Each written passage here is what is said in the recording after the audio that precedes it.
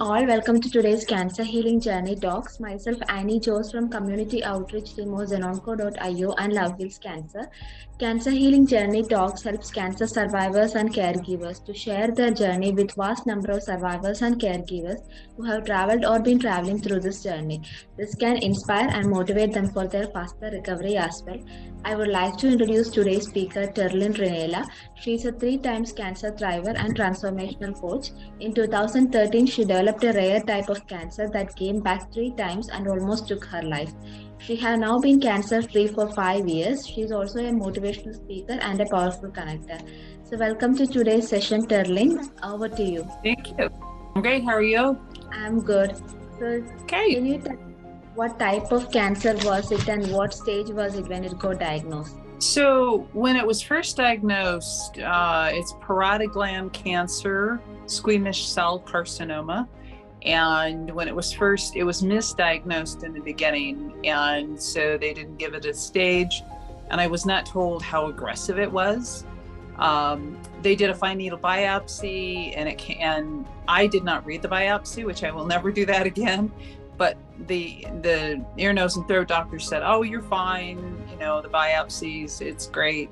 Later, when the cancer returned a second time, I found out the biopsy said very concerning for squamous cell carcinoma.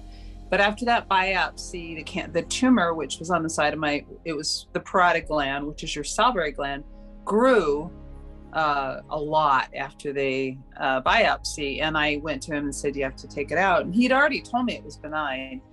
So when I got the call 2 days after surgery that I had cancer, I was absolutely shocked. And I had just lost my brother to cancer 3 years prior to that.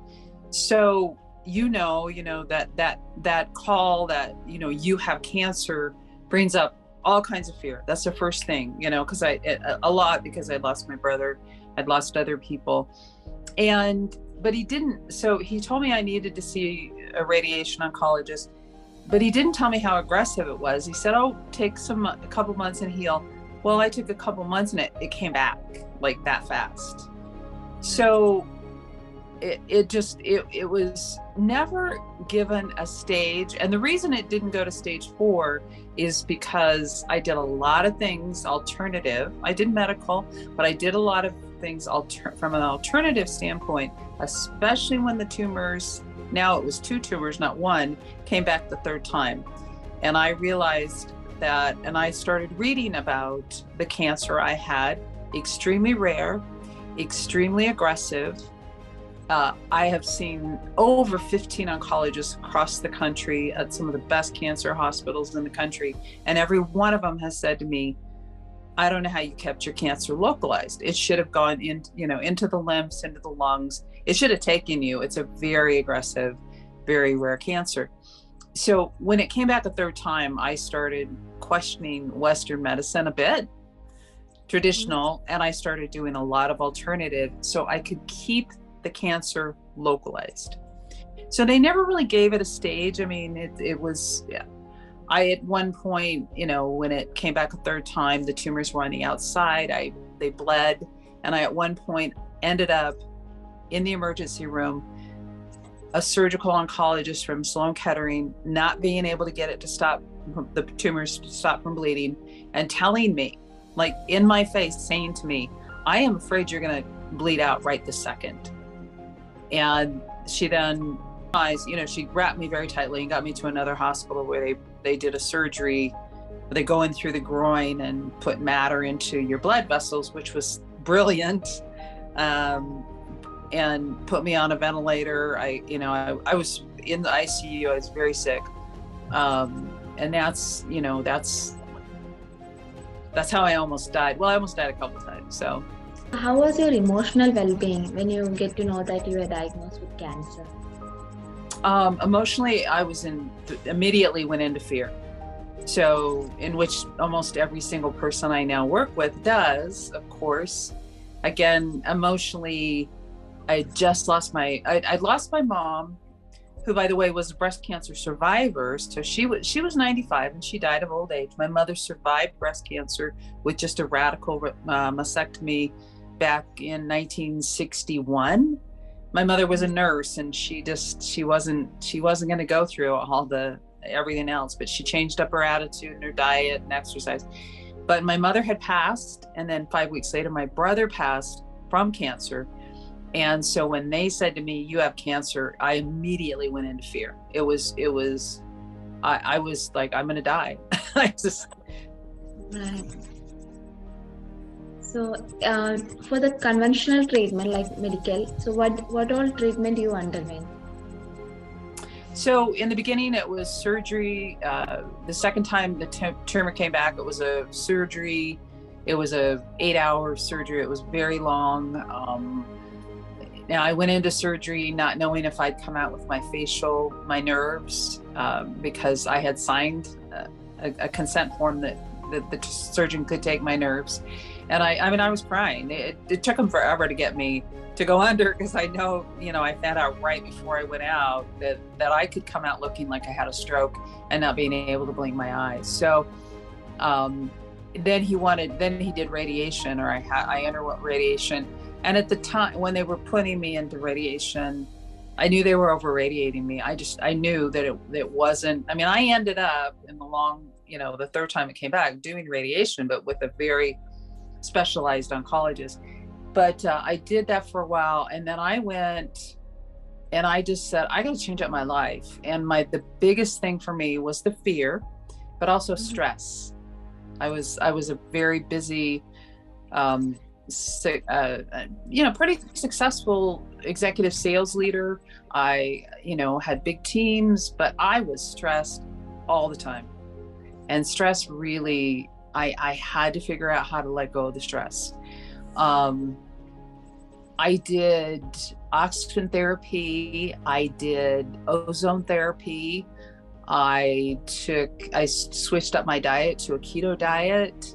I did a lot of emotional support. So meditation, which I do to this day, and I follow the work of Dr. Joe Dispenza, who's a pioneer in meditation and what it does to the body, especially with cancer. But it was, how do I get my stress levels down? And that was the biggest thing.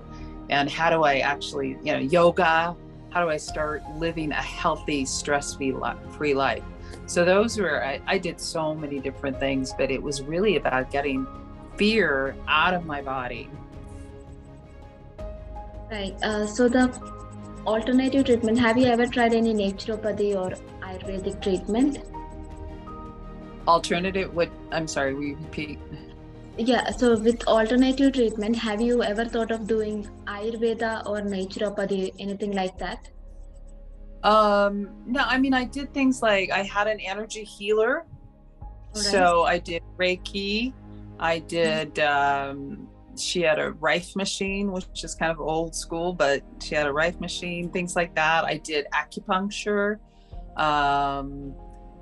Pretty much anything from an energetic level, she did. And she was like 77 years old and had been doing this for 30 years. So I did a lot of energy healing, some things that people haven't even heard of. I did essential oils, things like that. So who was your support system throughout the journey? Well, here's the other thing I did. I isolated myself. And I think a lot of cancer patients do. I felt like how, this busy professional, felt like I don't know, I'm successful. How could I have gotten cancer, right? So and plus I had huge tumors on the side of my face, and they were ugly. And if you've seen my pictures, because I do post up my pictures, one was the size of grapefruit, the other was the size of a tangerine. They were huge. And this hair, well, I have a lot of it, it didn't cover them up in the end. So I have a lot of shame for whatever reason, and I isolated myself. But my biggest support system, my family.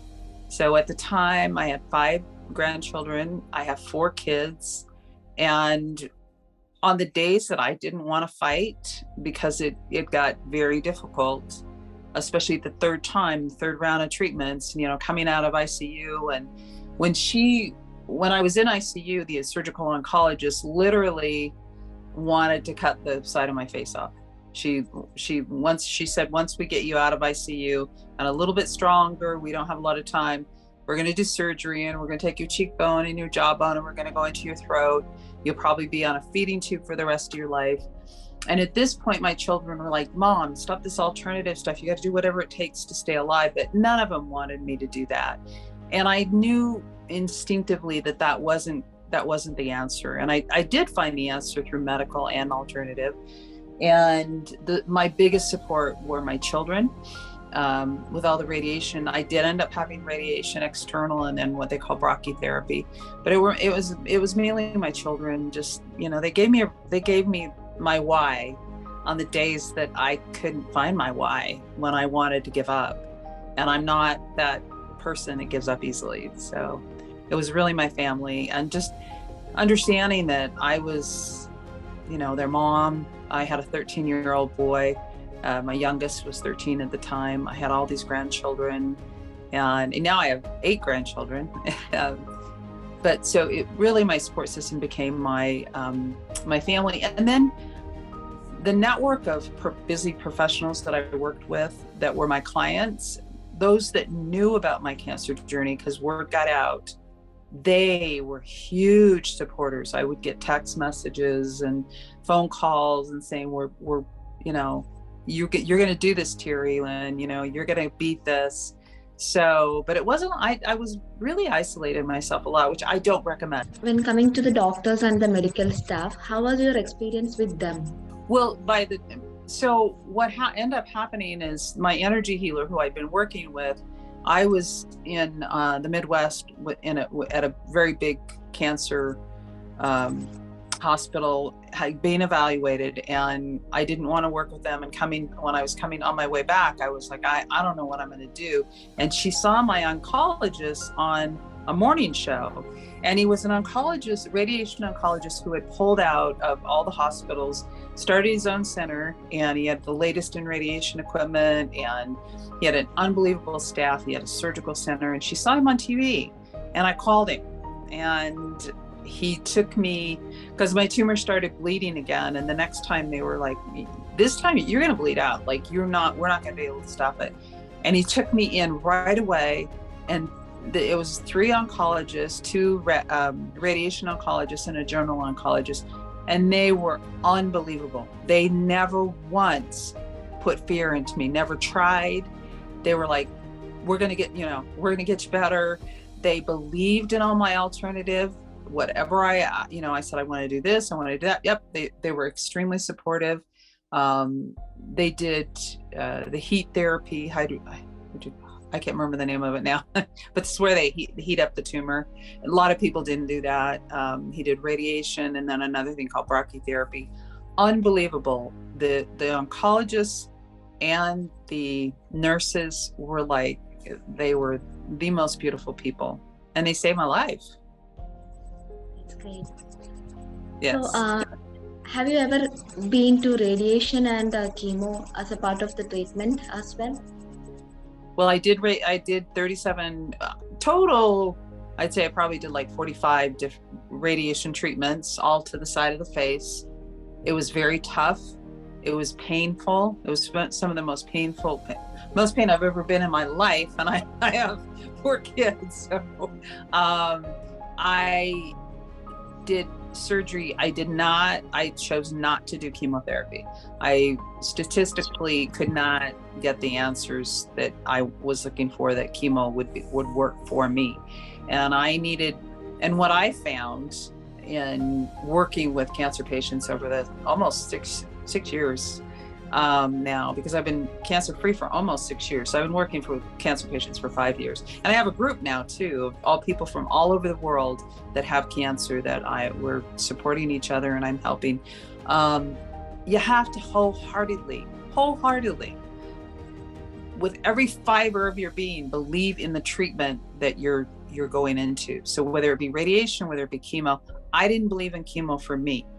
It's not that I don't believe in it, I just didn't believe in it for me. So I chose radiation and surgery, and then alternative. So what were the things that made you happy on this journey? What were the things that, well, that was one of the things I had to do, is, find my joy, which I believe in. Really getting, I would get up in the morning, and I still do every single morning. I get up no matter what time. If I have an early day of appointments or something, I get up at 3 or 4 a.m. is meditation. And I am in a meditation practice that just fills me with love, and that makes me happy. What makes me really the happiest are my children and my grandbabies. So, my youngest grandchild is almost 2, and he's just a delight. And what I discovered from having cancer is getting out of stress is to be in the moment, and children put you in the moment, and they are loving, and they love themselves, and they teach you about joy and love. So I would say, what makes me the happiest, my kids and my grandbabies, for sure. And then helping others. I'm helping a lot of people, and it just brings me a lot of joy, because they'll say to me, you give me so much, hope that and inspiration that I can beat this cancer. And that gives me a lot of joy. That's great. So did you make any lifestyle changes during or after the treatment? Did I make any changes? Yeah, lifestyle changes. Oh yeah. Big lifestyle changes. So as I had mentioned previously, I was a very busy sales leader. Actually, the third time the cancer came back, I was in an extremely stressful job. And the biggest thing, my oncologist that I ended up working with, one of them said, you can never go back to that life. So I did not go back to that high stress life. I traveled all the time. So that I stopped. I dedicated myself to daily meditation, to calm myself and to start my day. I'm very conscientious about how I start my day in meditation and love. And that's how I, go throughout the day. I started practicing yoga on a regular basis, which I absolutely adore. I started eating better. So really the main changes were to get stress out of my life, so I couldn't go back to my old profession, to eat well, to supplement, and to exercise. So those are all the big changes I had to make. Right. So in your case, what was the main reason behind cancer coming multiple times? Was it stress or? It was stress. Well, it was definitely an aggressive cancer. But I 100% believe that if I hadn't taken that high stress job, after my second round, when the cancer came back a second time, I had the surgery. If I hadn't taken a high stress job right after that, the cancer would not have come back a third time. I totally believe that. And many, many, many physicians now do too. So I know that stress really ultimately caused the cancer in the first place, because I grew up in stress. I was 24 years old, and I was sexually assaulted at gunpoint in my home, and that brings you into PTSD. I never dealt with it in the way that I should have. I lost all 3 of my brothers. So I lost 2 brothers before the brother who died of cancer. I lost both my parents. Just a lot of personal stress that I know brought on cancer and fear. So I'm sure that cancer has changed you in a positive way. So what life lessons you got from your cancer journey? Well, my biggest life lesson in the book I'm writing right now is all around not letting fear dictate your life or your decisions. So I choose love over fear. And as Dr. Joe Dispenza always says, fear is the absence of love. So my biggest, life lesson is to lead with love. We learn to open our hearts and lead with love, to stop being judgmental, to be in the moment, to be in joy, just to not take life so seriously either. So there's a lot of, I do a lot of humor, I love humor. There's actually a really great story of a woman who had stage 4 cancer, who did chemotherapy. And when she went to her chemotherapy sessions, she would always do something funny, and she and her son would do funny things. And they started a nonprofit around helping people with cancer and humor. So humor was also another thing that I found as, just inspirational and helps me and helps others. So, what will be your message to the survivors and caregivers out there? My message to the survivors and caregivers, I mean, again, don't let fear run your life. Don't let it run your life. Put your health is your wealth. If you don't have your health, you have nothing. You can't help your family. You can't love your family. You can't enjoy your work, your hard work, you accumulate material things. How can you enjoy any of it if you don't have your health? So put yourself as a priority, put the love within, you learn to love yourself, put yourself as a priority, and, be in the moment, enjoy life. So, do you know, right? Like there are various types of stigmas around different types of cancers all around the world. So what do you think about all these stigmas, and how much do you think is the importance of awareness? When you say stigma, what exact, can you give me a specific? Because in some places, once you have cancer, so it's ultimate path to death. So there is no coming back. Or Right. In India, women are afraid to say more about the women type of cancers like breast cancer or cervical cancer. So what do you think about all these stigmas? So do you think awareness can reduce it? Yes. Well, the first thing I think is that cancer is not a death sentence, and people think it is, and it is not a death sentence. It's survivable. First of all, it's preventable. Only 10% of all cancers are hereditary. Second of all, it's survivable. So, people around the world, and it is the leading cause of death worldwide. And that's scary, but it's not a death sentence, and you can survive cancer. And most people think that it is, that it's not survivable, but it is, or that they'll, live a disfigured, horrible life. And that's not true.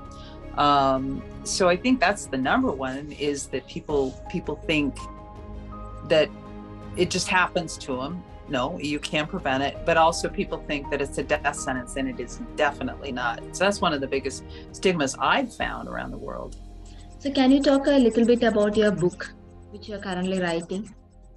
Yes. So the book is called Perfect Epiphany, and it's really talks about the number one predictors of longevity. And the number one predictor of longevity is social integration. So social integration, meaning integrating with, the people that in the grocery store, just strangers, total strangers.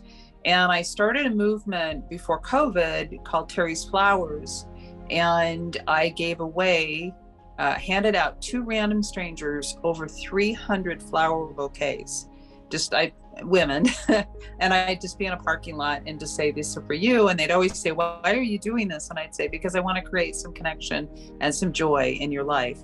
And I had so many women tell me their story of isolation, and I feel like nobody sees me, and thank you. And so my movement is about proving that connection is the number. It's the number one predictor of longevity. That and relationships, that's number two. So that's what the book's about. It has a lot of stories of survivors like me. I call myself a cancer thriver, but it has a lot of stories of cancer thrivers, and also a lot of stories of people who have had horrendous childhoods. Like I sat on a plane next to a man one time who told me about his mother had him at the age of 14. She was a heroin addict. His life story, like how he grew up, was insane. And he's now a father and a beautiful man. And I just, I want to bring those stories forward. But the main thing is, what are our predictors of longevity, and how does stress, because that man led a very stressful life as a young child. How is stress leading to disease, any chronic disease? So that's what the story's about, or the book's about. It's almost done. Great. That's great.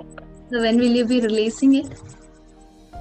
Well, I had a publisher and now I don't. So I'm rethinking the publisher, but also I'm rewriting the book a little bit to include some of these new studies from Dr. Joe. I mean, I obviously have to get permission, but some of the new studies about meditation and cancer, incredible. And he runs these 7-day retreats where people with stage 4 cancer walk out cancer-free with no tumors. Same thing, like had a stroke and their left side is paralyzed. All of a sudden they can't, they're not paralyzed anymore. So I want to bring some of that forward into the book. So probably by the spring. Okay, so one question, Terrilyn. So if you have to sum up your whole journey in one sentence, what would that be? In one sentence, it's Yeah. gonna be right back here. Do Like not, faith over fear, love over fear, and do not let fear drive your life and your decisions. And every single person that I work with, this group right now, there's over 20 of us now, all around the world and growing, are in terrible fear because they have cancer, and it's just paralyzing them in fear. So don't let fear rule your life. Great. So thank you so much, Terrilyn, for a wonderful session. And I'm pretty sure that the session will really motivate survivors out there who's currently traveling through the journey and who have been through the journey. So thank you so much once again. Thank you.